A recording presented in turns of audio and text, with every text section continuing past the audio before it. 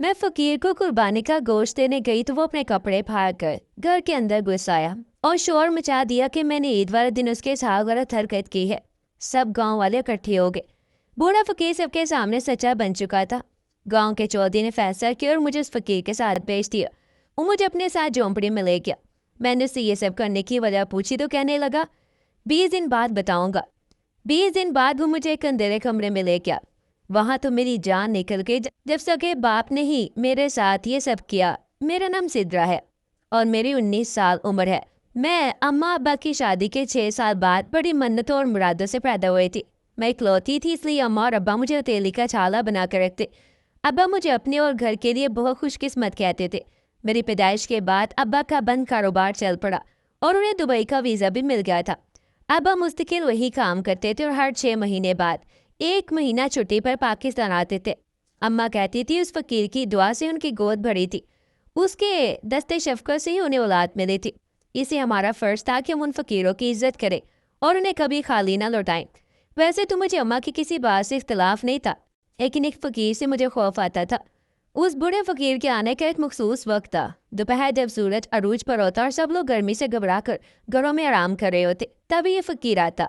भीख मांगने वालों का वक्त बेवक्त आना कोई गैर मामूली बात नहीं थी, लेकिन मेरे दिल में एक वहम बैठ गया। मैं खौफज़दा रहती थी। मुझे लगता था इस फ़कीर की वजह से कोई बड़ी मुसीबत आने वाली है। शायद मेरी छठीस मुझे खबरदार कर रही थी। मेरी अम्मा हमेशा मेरे ही हाथ सदका और खैरात करवाती थी ताकि मेरी ज़िंदगी में बरकत रहे। लेकिन मुझे लगता था उसी फ़कीर की वजह से मेरे साथ कुछ बुरा होगा। उसकी नज़रें और अंदाज मुझे बहुत बुरा लगता था। मेरा गांव बहुत कदीम था। यहाँ के रस्म और रिवाज और फैसले भी पुराने थे। हर मसले का फैसला पंचायत में होता था और चौधरी का फैसला आखिरी होता था। उसके खिलाफ कोई बोल नहीं सकता था। तालीम का भी ज़्यादा रिवाज नहीं था, ना लड़के ज़्यादा पढ़े लिखे थे ना लड़कियाँ। मैंने सिर्फ कुरान शरीफ ही पढ़ा था और एक हमसाई से थोड़ी बहुत उर्दू सीख ली थी, मगर मेरी छठी हिस्स बहुत तेज थी और वो मुझे बार बार खबरदार कर रही थी। आखिर एक दिन वही हुआ जिसका डर था। वो ईद उल अज़हा का दिन था। लोग नमाज पढ़कर घरों को लौट रहे थे। अब्बा कुर्बानी का गोश्त बनवा रहे थे। इतने में वही फकीर दरवाजे पर आया और जोर जोर से आवाज़ देने लगा। ना चाहते हुए भी मैं गोश्त देने गई। जैसे ही मैंने दरवाजे से हाथ बाहर निकाला, उसने मेरा हाथ पकड़ लिया। मैंने छुड़ाने की कोशिश की, मगर उसकी गिरफ्त मजबूत थी। फिर वो अचानक जोर जोर से चिल्लाने लगा। लोग जमा हो गए। उसने अपनी कमीज फाड़ी और रोने लगा कि देखो लोगों, ये लड़की मुझे गुनाह की दावत दे रही है, इसके साथ गलत हरकत कर रही है। लोग बगैर कुछ सुने मुझे बुरा भला कहने लगे और बात चौधरी तक पहुंच गई। पंचायत बैठी। मैंने सच बताने की कोशिश की, मगर किसी ने मेरी बात ना सुनी। सब ने फकीर को ही सच्चा मान दिया और मुझे उसी के साथ रुखसत कर दिया। अब मेरा गांव और मेरे अम्मा अब्बा से कोई ताल्लुक नहीं था। मेरे लिए वो फकीर ही सब कुछ बन चुका था और मुझे बाकी ज़िंदगी उसी के साथ ही गुजारनी थी।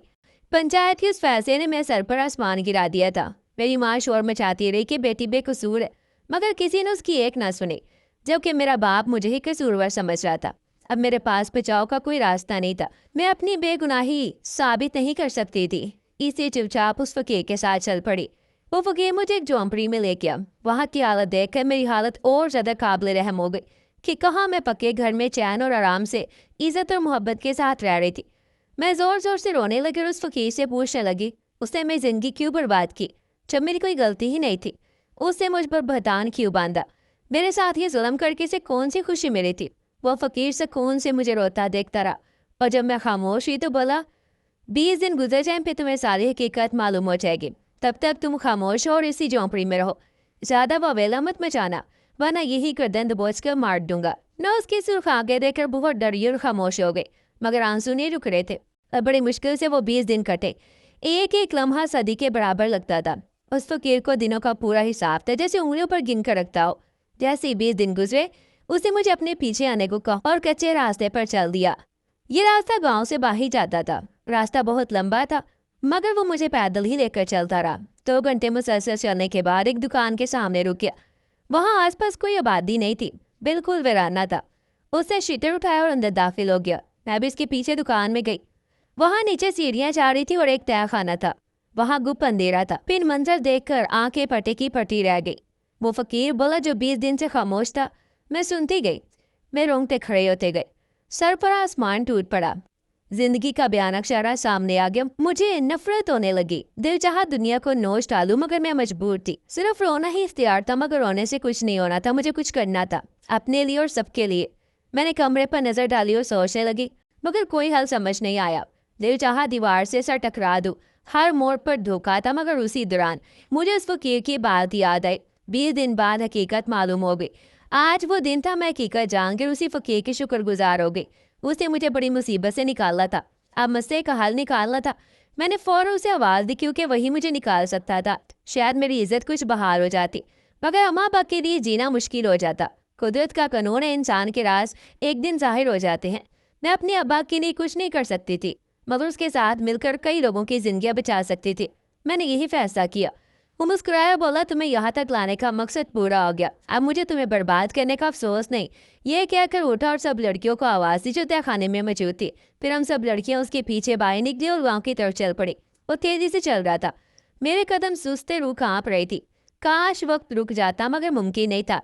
हम तकरीबन 20 लड़कियां थी जो उसके पीछे चल रही थी। जैसे ही हम गांव में दाखिल हुई, लोगों ने उसे पहचान लिया और हैरान होकर देखने लगे। कुछ ने पूछा, ये लड़कियां कौन है, कहाँ से आई हैं? उसने सुना और बोला, चौधरी को कहो पंचायत बिठाए। फिर उसने मेरे अब्बा का नाम लिया कि वो भी हाजिर हो, वरना अंजाम अच्छा नहीं होगा। लोग सरगोशियां करने लगे। सब हैरान थे कि वो इतनी लड़कियों के साथ पंचायत क्यों बुलाना चाहते हैं। कुछ लोग फौरन चौधरी के पास गए, उसे बड़ों को जमा किया और मेरे अब्बा को भी बुला लिया और पंचायत बिठा दी। उसी वक्त वो सब लड़कियों को लेकर वहां पहुंच गया। जैसे ही अब्बा ने उन्हें देखा, उनके तो आसान खता हो गए। शायद अब उनका अंजाम करीब था। सब लोग हैरान थे कि क्या मामला है। पंचायत लगने और मेरे अब्बा की पेशी की वजह से सब लोग जानना चाहते थे। इसे चौधरी ने फौरन कार्रवाई शुरू की। फकीर ने बोलना शुरू किया। मुकदमा बिल्कुल वाज़ह था, उसमें कोई उलझन नहीं थी। फकीर के साथ मौजूद तमाम लड़कियां मजलूम भी थी और चश्मदीद गवाह भी। सबकी आंखें पटी की पटी रह गई। गांव का चौधरी पगड़ी उतार कर जमीन पर फेंक चुका था और अपने बाल नोच रहा था। उसकी नाक के नीचे उसकी हुकूमत में इतना घटिया काम हो चुका था, वो यकीन नहीं कर पा रहा था। लेकिन ये वक्त फैसला करने का था। चौधरी ने इंसाफ के मुताबिक फैसला सुना दिया था। फकीर के साथ मौजूद दूसरे गांव की लड़कियों के घर वालों को भी बुला लिया गया। मेरे अब्बा चौधरी ने उनके कदमों में गिरकर माफी मांगी और सब लड़कियों को बाइज्जत उनके हवाले कर दिया। उसके बाद फैसला हुआ, मेरे अब्बा को जिंदा रहने का हक नहीं और उसे मौत की सजा दी जाए। मगर फकीर के कहने पर पुलिस के हवाले किया गया। अदालत ने उसे उम्र कैद की सजा सुना दी। मुझे इस बात का कोई दुख नहीं हुआ, क्योंकि उसने अपना जुर्म कबूल कर लिया था और सब सबूत मिल चुके थे। मेरी माँ बहुत बेहाल थी। जिस शख्स को इज्जत दी वही जिल्लत का सबब निकला। गांव के लोग समझते थे कि मेरे अब्बा दुबई में मेहनत करते हैं, मगर हकीकत और थी। वो एक जराइम पेशा गिरोह का हिस्सा था जो औरतों और बच्चों को अगवा करता था और उन्हें गलत कामों में इस्तेमाल करता था और बाद में मुख्तलिफ शहरों में बेच देता था। कुछ औरतें कोर्टों पर बेच दी जाती थी और कुछ को भिखारी बना दिया जाता। और बूढ़ा फकीर असल में खुफिया पुलिस का अफसर था जो उस गिरोह की जासूसी कर रहा था, जिसमें मेरा बाप भी शामिल था। वो गलत तरीकों से पैसे कमाते थे। अफसर ने कई लड़कियों को बाजियाब करके दुकान के तहखाने में रखा था। अब सिर्फ बड़ा गिरोह पकड़ना बाकी था ताकि पूरा नेटवर्क सामने आ जाए। उसी दौरान उसे मेरे अब्बा के बारे में पता चला, मगर असल ठिकाना मालूम ना हो सका। मेरे अब्बा ने सब कुछ चालाकी से छुपा रखा था। मुझे हैरत है कि मेरा बाप मुझे भी उस गिरोह के हवाले करने वाला था और उसे ये बात कबूल भी कर ली। वो लड़कियां जिन्हें बचाया गया तो चाहती थी मामला थाने ना जाए ताकि उनकी इज्जत महफूज रहे। इसे अफसर ने मेरा इस्तेमाल किया ताकि मेरे बाप को पकड़ा जा सके, मगर वो नहीं आया और उसने जुर्म मान लिया। इसे मंसूबा नाकाम हो गया। दूसरी तरफ अफसर को अफसोस था कि मैं बदनाम हो गई, मगर मुझे कोई अफसोस नहीं था। आखिर मैंने मामला पंचायत में रखा। मुझे चौधरी पर यकीन था। हमारा गांव पुराना था, मगर लोग इंसाफ पसंद थे। चौधरी ने सब लड़कियों के सरों पर चादर डाली और उनके घर वालों को बुलाकर बाइज्जत वापस किया। और अगले दिन मेरे अब्बा समेत पूरा गिरोह पकड़ा गया और सब जेल में अपनी सजा काट रहे हैं। अब गांव में इंसाफ कायम हो चुका है। नाज़रीन, आपको हमारी आज की कहानी कैसी लगी? कमेंट सेक्शन में अपनी कीमती राय का इजहार जरूर कीजिएगा। इस तरह के मजीद सबकों मुस्कान सुनने के लिए चैनल को सब्सक्राइब करें, मेरे को लाइक करें और ज़्यादा से ज़्यादा शेयर करें। और हाँ, फिर मिलते हैं एक नई और सबकों कहानी के साथ। तब तक के लिए अपना बहुत सारा ख्याल रखेगा। शुक्रिया। अल्लाह हाफिज।